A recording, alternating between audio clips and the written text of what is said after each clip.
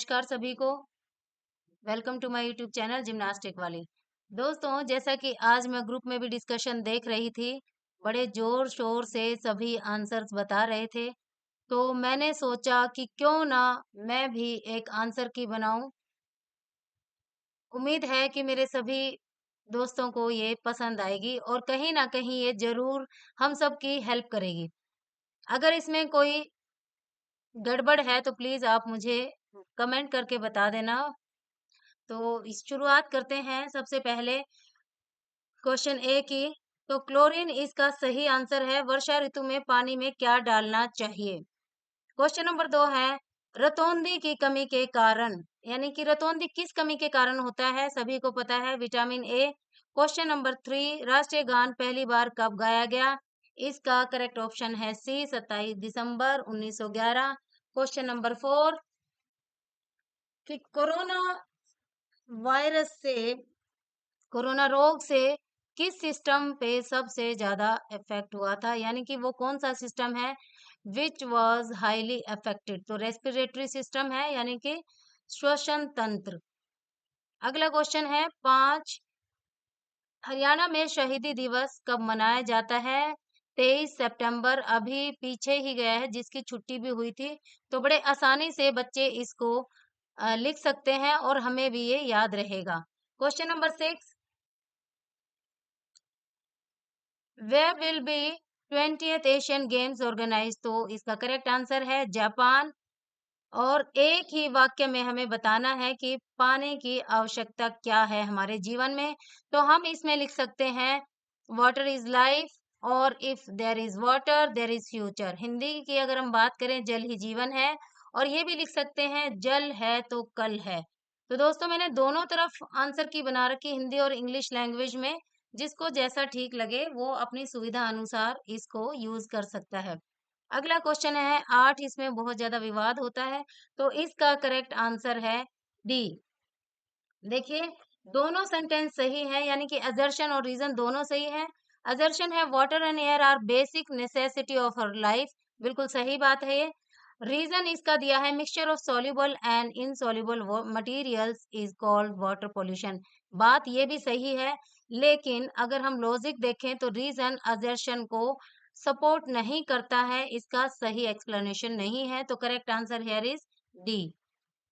Question number 9 शहरों में स्वास्थ्य सुधार हेतु क्या क्या कदम उठाए जाने चाहिए? बहुत सारे हो सकते हैं, पर मैंने यहाँ पे ब्रीफ में, यानी कि बहुत शॉर्ट में लिखा है। इनमें से जो भी आपको ठीक लगे वो पॉइंट आप लिख सकते हैं। Increasing access to health services, clean drinking water and sanitation. आगे है, आगे अभी, हाँ जी, healthy lifestyle promotion, health awareness campaigns चला सकते हैं। पोल्यूशन को कंट्रोल करके भी ये किया जा सकता है। हेल्थ इंश्योरेंस करके भी इसको हम मदद कर सकते हैं। Improve emergency services, mental health services and use of technology, यानी ये सारे पॉइंट्स हैं। इनमें से भी अगर कोई 2-3 पॉइंट बच्चे लिख देते हैं तो उसका करेक्ट आंसर है। हिंदी में देख लेते हैं। स्वच्छ पेयजल और सैनिटेशन, स्वस्थ जीवन शैली को प्रोत्साहित करके, स्वास्थ्य जागरूकता अभियान चला करके भी, प्रदूषण को नियंत्रण करके भी हम ऐसा कर सकते हैं।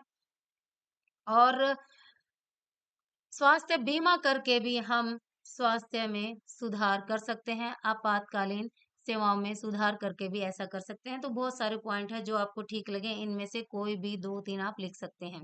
अगला क्वेश्चन है ओलंपिक मशाल का वर्णन करो। तो बहुत छोटे में हमें इसका वर्णन करना है, जो कि इस प्रकार है। इंग्लिश में भी लिखा हुआ है और हिंदी में भी। The Olympic torch is a symbolic fire of the Olympic games inspired by ancient Greek tradition. देखिए, ग्रीक सभ्यता से ही ये चला आ रहा है, ये सभी को पता है। It is lit before the start of the Olympic games and travels to different countries before being ignited in the main stadium at the opening ceremony of the games, symbolizing the peace, unity and friendship of the games। ये बहुत ही खास बात है। आजकल media बहुत ही active है और easily available है सभी को। तो हमने भी न्यूज़ देखी थी इस बार जो ओलंपिक स्टार्ट हुआ उससे पहले, कि कहाँ-कहाँ से ओलंपिक टॉर्च है वो होकर गुजरी है। तो इसी से संबंधित है, खास बात यही है, पीस, यूनिटी एंड फ्रेंडशिप को ये दर्शाता है, यानी शांति, एकता और मित्रता का ये प्रतीक है। कौन? ओलंपिक मशाल। अगला क्वेश्चन है क्वेश्चन नंबर 11, निमोनिया रोग की रोकथाम बताओ। यानी कौन-कौन सी रेमेडीज हैं जिनसे हम निमोनिया को रोक सकते हैं, प्रिवेंट कर सकते हैं। तो देखिए हिंदी में भी है, इंग्लिश में भी, दोनों आप इजीली फॉलो कर सकते हैं। इंग्लिश की अगर हम बात करें तो vaccination, hygiene, do not smoke, healthy diet, avoid infections. और हिंदी में अगर हम इसकी चर्चा करें तो वो है टीकाकरण, यानी कि इसके टीके लगवा कर भी हम इससे बच सकते हैं। समय से पहले अगर आइडिया आए कोई फ्लू या निमोनिया फैलने वाला है तो उससे पहले हम इसके टीके लगवा सकते हैं। स्वच्छता, यानी कि अपने आप को साफ सुथरा रख कर भी, स्मोकिंग को ना करके, यानी कि धूम्रपान ना करें, स्वस्थ आहार खाएं, स्वस्थ आहार खाने से इम्यूनिटी बनी रहेगी और संक्रमण से बचें। वो कैसे? बीमार व्यक्तियों से हम उचित दूरी बनाकर भी अपने आप को किसी भी संक्रामक बीमारी से बचा सकते हैं। अगला क्वेश्चन है question number 12, mention immunity to any two infectious disease. तो यहाँ पर टीबी और हेपेटाइटिस बी के बारे में मैंने लिखा है कि हम उनसे अपने आप को कैसे बचा सकते हैं, यानी कि प्रतिरक्षा कैसे कर सकते हैं। तो देखिए टीबी यानी ट्यूबरक्लोसिस, और हिंदी में इसको तपेदिक भी बोलते हैं। बीसीजी के इंजेक्शंस लगते हैं, टीके लगते हैं, जिसको ये लगे होंगे उसको टीबी की प्रॉब्लम नहीं होगी। आगे है हेपेटाइटिस बी।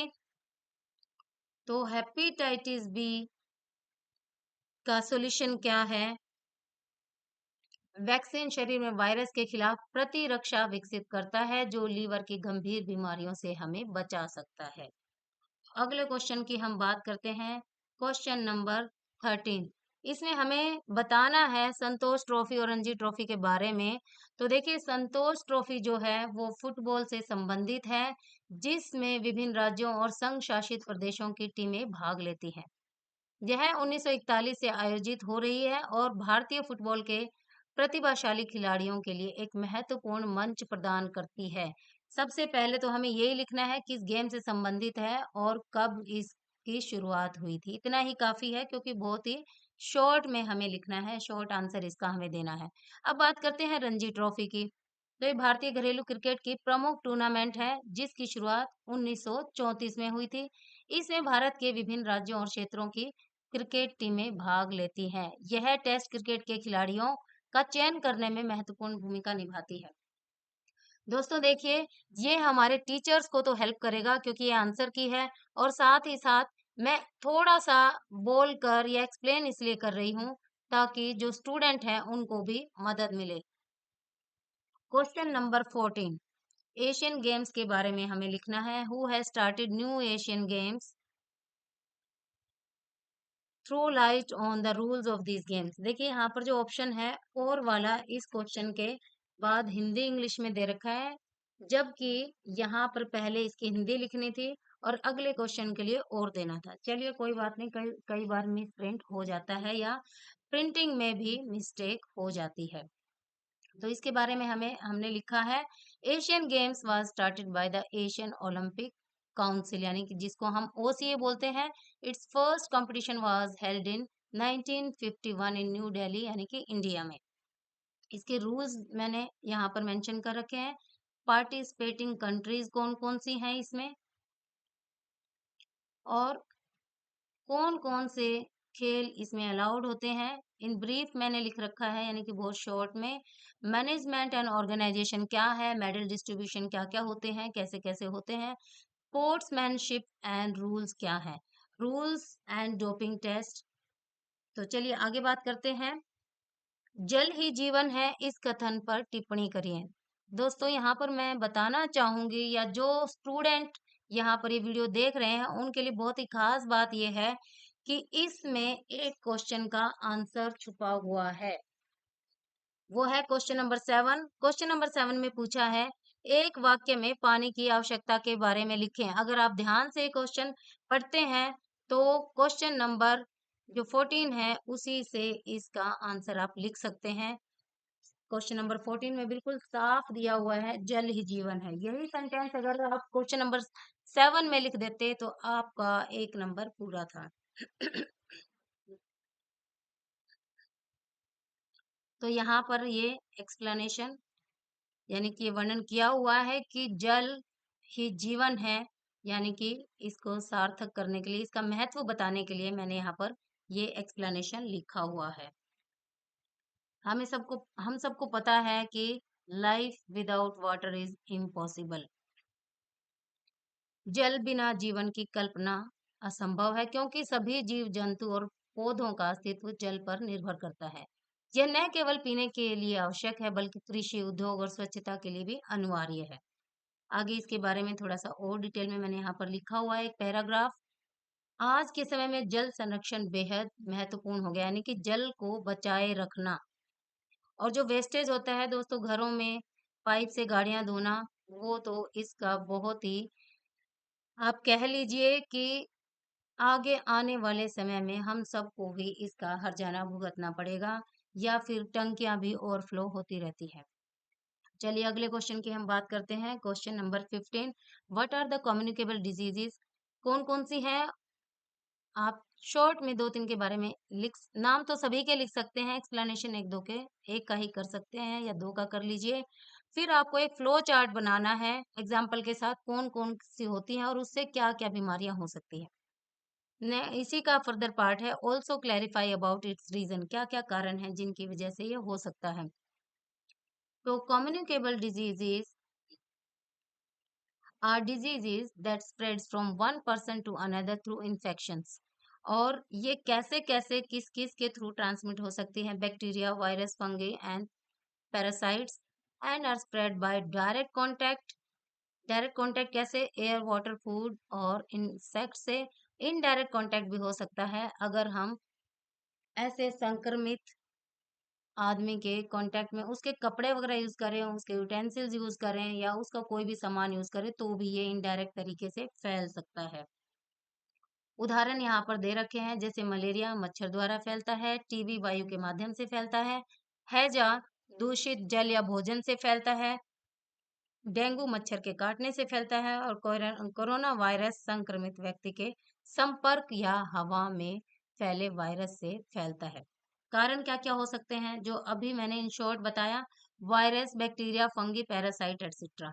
कंटामिनेटेड वाटर भी हो सकता है, फूड भी हो सकता है, और वेक्टर यानी इंसेक्ट से भी ये फैल सकता है।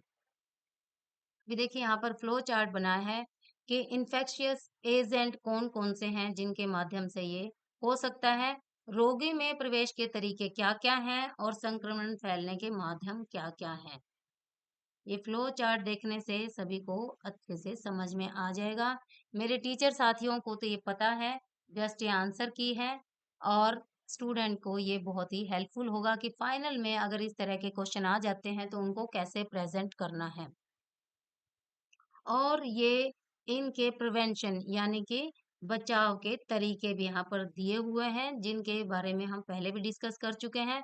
वैक्सीनेशन यानी टीकाकरण, हाइजीन यानी स्वच्छता, पेस्ट कंट्रोल करके, सेफ फूड एंड वाटर का यूज करके, सोशल डिस्टेंसिंग करके, जो कि हम सभी ने कोरोना में बहुत अच्छे से निभाया था। आगे क्वेश्चन नंबर 15, बैलेंस डाइट यानी कि संतुलित आहार क्या है, किसे कहते हैं, ये लिखा हुआ है, और इसके कंपोनेंट्स कौन कौन से हैं वो भी यहाँ बहुत अच्छे से मैंने मैनेज किया हुआ है। मेनली 6 हैं, carbohydrates, protein, fats, vitamin and minerals, water, और नोट में मैंने एक दिया हुआ है फाइबर, जो कि खाना पचाने में बहुत ही हेल्पफुल है। तो आगे इसमें आया है फंक्शंस ऑफ डाइट, आहार के कार्य क्या क्या हैं।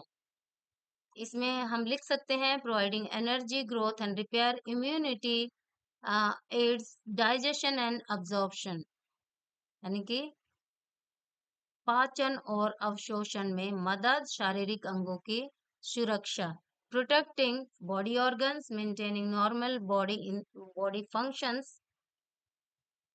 तो ये था हमारा आज का जो क्वेश्चन पेपर है, उससे रिलेटेड एक्सप्लेनेशन, उससे रिलेटेड आंसर्स।